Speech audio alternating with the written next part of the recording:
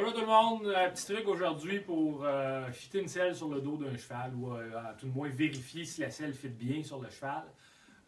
Il y a plein de façons de faire, il y a plein de trucs à vérifier quand on fit une selle. C'est pas ma spécialité, mais il faut quand même, en tant que propriétaire de chevaux, avoir un minimum de connaissances là, au niveau du saddle fitting pour être capable de mettre nos chevaux confortables. Quand on parle de saddle fitting, la première chose qu'on pense, c'est la largeur de l'arçon. L'arçon, on la mesure toujours ici, à l'intérieur. On sait que plus l'arçon va être large, en fait, plus l'angle aussi devrait changer. On peut le mesurer sur le cheval avec un petit truc comme celui-là qui nous permet d'aller vérifier quelle largeur d'arçon mon cheval va avoir de besoin. Est-ce que c'est quelque chose d'étroit, un petit peu plus médium ou quelque chose de large? On va venir l'installer 1,5 pouce, 2 pouces en arrière de l'os ici, là, de l'articulation de l'épaule qui est juste ici.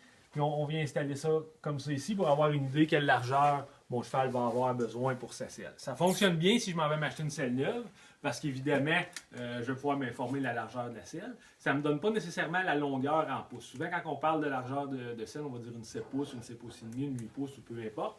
La distance qui est ici, on ne le sait pas nécessairement. Un autre truc que je veux vous donner, qui est assez simple et qui est très peu dispendieux, c'est un fil électrique. Un fil électrique, ça ne coûte rien. Ça a le bel avantage de pouvoir venir mesurer l'angle du garrot de notre cheval de façon assez précise. Je la mets où est-ce que ma selle va venir appuyer.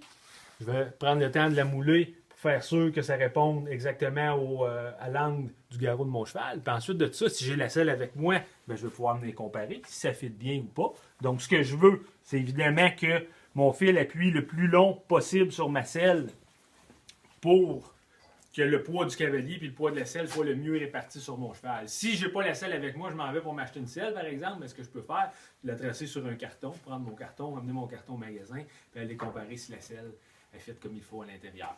Il y a plusieurs autres choses à vérifier, évidemment, si la selle porte plus devant ou plus derrière. On a des selles où est-ce que l'arçon ici à l'intérieur est beaucoup plus rond, il y en a que c'est beaucoup plus plat. Il y a plein de trucs à vérifier. Le dégagement aussi au niveau de l'épaule qu'on va vérifier selon où est-ce que l'anneau pour la sangle est attaché, puis ces trucs-là. Là. Mais à la base, assurez-vous d'avoir une selle dont la largeur fit bien avec le garrot du cheval, avec l'épaule du cheval, pour faire sûr que mon cheval va être confortable. On n'oublie pas, un cheval confortable, c'est évidemment un cheval qui va être beaucoup plus heureux, mais c'est aussi un cheval qui va être beaucoup plus performant.